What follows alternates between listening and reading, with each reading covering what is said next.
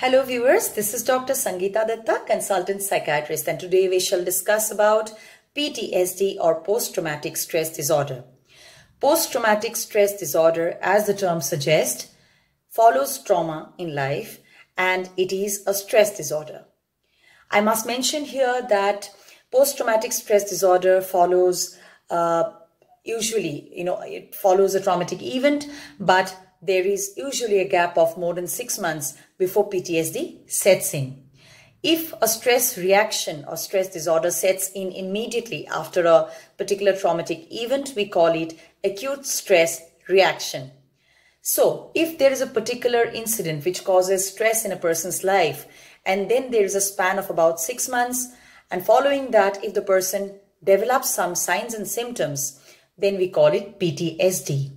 The commonest symptoms and signs of PTSD are as follows.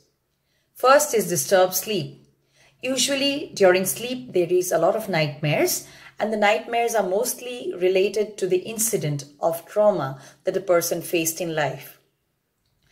For example, trauma can be a man-made disaster like a bomb blast, it can be a natural disaster like an earthquake, or it can be a very personal event, let's say like domestic violence, rape, etc.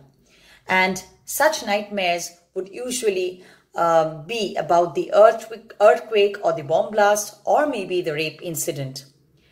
Apart from nightmares, there is startle reaction. Such a person becomes very hyper alert to his surroundings, and he will not be relaxed, and he will be very vigilant, which we refer to as hypervigilance. Apart from that, there is reliving of the trauma, which means that long after the traumatic incident, the person remembers the traumatic incident and feels as if the traumatic incident has just now occurred or reoccurred. So that is there. And apart from that, of course, there is all symptoms of anxiety too, like palpitations or fearfulness that the incident might happen again, and a person will not be able to live a normal life or maintain healthy relationships. And there could be associated symptoms like trust issues, and there could be fear anticipating that such an incident might happen again. So this is called PTSD. And as I mentioned earlier, that if the incident, if the symptoms, signs and symptoms happen within about 6 weeks or less than 6 months of the incident, then it is called an acute stress reaction.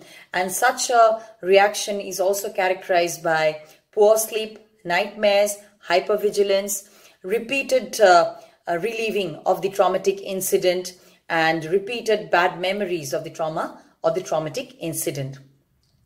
Usually in acute stress reaction, a lot of ventilation is required, where a person is allowed to talk about his trauma and talk about his sufferings and pain.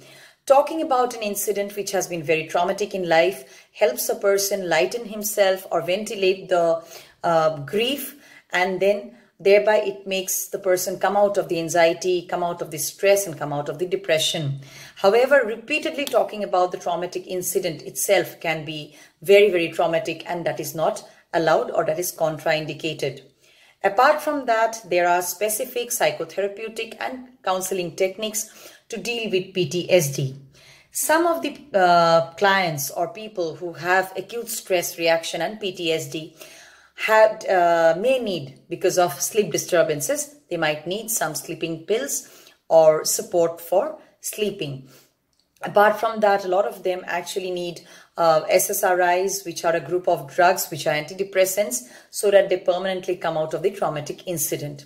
It is very necessary for such people to live a very normal life, because if they stay away from the society or if they keep themselves isolated, then it is very difficult for them to come out of the trauma. So PTSD has been seen after natural disasters, after man-made disasters, and after different kinds of traumatic incidents in a person's life. Therefore, if you know of any victim, of any person who has actually faced very severe trauma and has not been able to cope with it well, then take her to a counselor, to a mental health professional, and to a psychiatrist, and they'll be able to provide proper pharmacological and non-pharmacological aid to such people so that they come out of their trauma and start living a normal life again. Please remember to like this video or subscribe this video. We promise to come back to you with another interesting topic. Till then, goodbye and take care.